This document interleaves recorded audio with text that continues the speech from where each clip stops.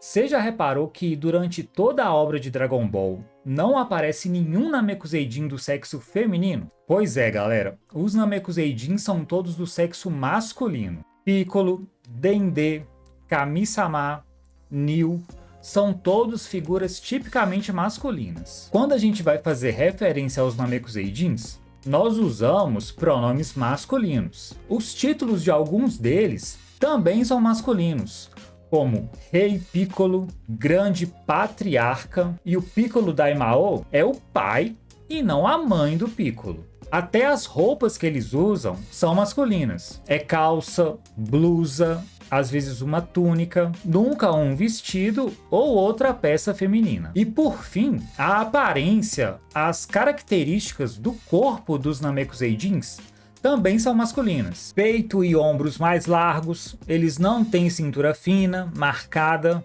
e no anime apareceu até esse Namekuseidin de bigode. Respeitar o bigodão. Então fica a dúvida, onde foram parar as fêmeas de Namekusei e, consequentemente, como é que os Namekuseidin se reproduzem? Não sei. A resposta para essa pergunta foi dada pelo Dendê no capítulo 260 do mangá de Dragon Ball e no episódio 51 de Dragon Ball Z. Nesse ponto da história, os heróis tinham viajado para Namekusei para reunir as esferas do dragão de lá. E Kuririn, Gohan e Bulma acabam encontrando o Dendê ainda criança. Nessa oportunidade, o Dendê explica melhor as características da sua raça. E para começar, tecnicamente, não existe Namekuseidin macho nem fêmea. Num dado momento da conversa, Bulma pergunta para Dendê se existem na sua espécie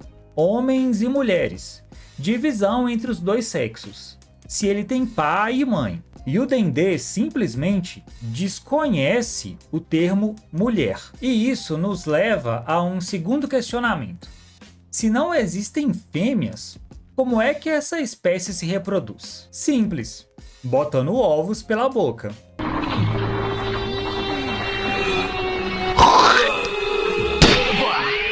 Porém, o simples fato de botar ovo, de ser ovíparo, não quer dizer que não existam dois sexos diferentes numa espécie. As aves, por exemplo, o galho e a galinha, botam ovos, mas para que seja gerado um descendente, é preciso o acasalamento entre eles antes. No entanto, isso não se aplica aos Namekuseidins. Apesar de se reproduzirem por ovos, essa é uma reprodução assexuada, ou seja, não há fusão dos gametas de dois indivíduos, mas sim um único indivíduo progenitor.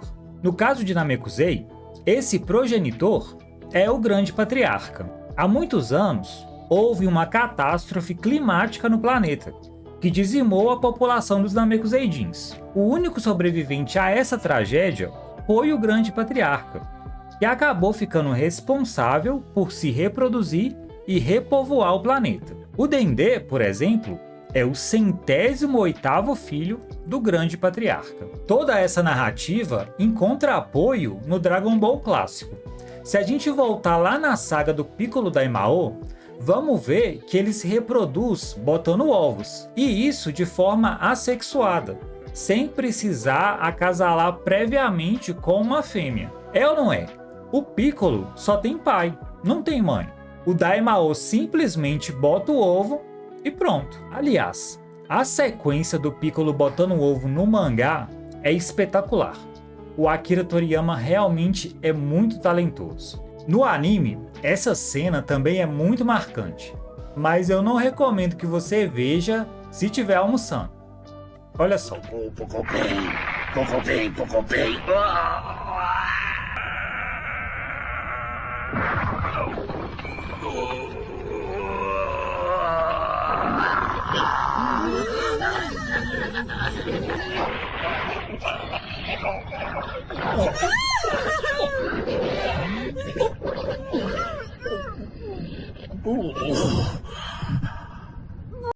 Que nojo.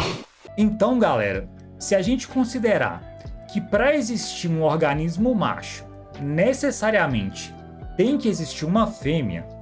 E como não existem Namekuseidins fêmeas em Dragon Ball, uma conclusão possível é que os Namekuseidins não têm gênero. Todos são os meus ovos. Mas, pessoalmente, eu enxergo os Namekuseidins como machos, como homens. E acredito que essa foi a concepção do Akira Toriyama também. Dragon Ball é um shonen de luta, super popular entre os garotos. Logo, as características de agressividade, de um corpo forte, da vontade de lutar, combinam muito mais com a figura de um homem. Isso traz uma melhor identificação com o público-alvo, ainda que os personagens sejam alienígenas. Pensa só, faz muito mais sentido você enxergar o Piccolo como um homem do que como uma espécie sem gênero. É verdade. Tem mais duas coisas interessantes que aparecem nesse trecho da história que eu queria ressaltar aqui. A primeira é uma curiosidade. Vocês sabiam que os Namekuseidins só precisam de água para viver? Pois é,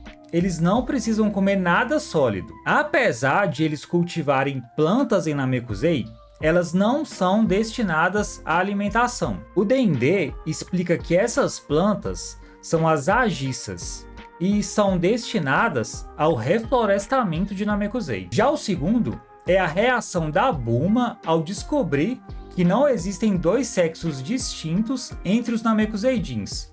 Ela acha isso muito sem graça e monótono. A gente sabe que a Bulma, muitas vezes, é colocada em situações constrangedoras em Dragon Ball. Por outro lado, ela também não se importa em usar os seus atributos femininos quando quer conseguir alguma coisa. Ou seja, ela também não é santa. Viu isso, Kuririn? Não existem homens nem mulheres. Que planeta mais monótono. Poxa vida, que bom que não sou uma Namekuseidin.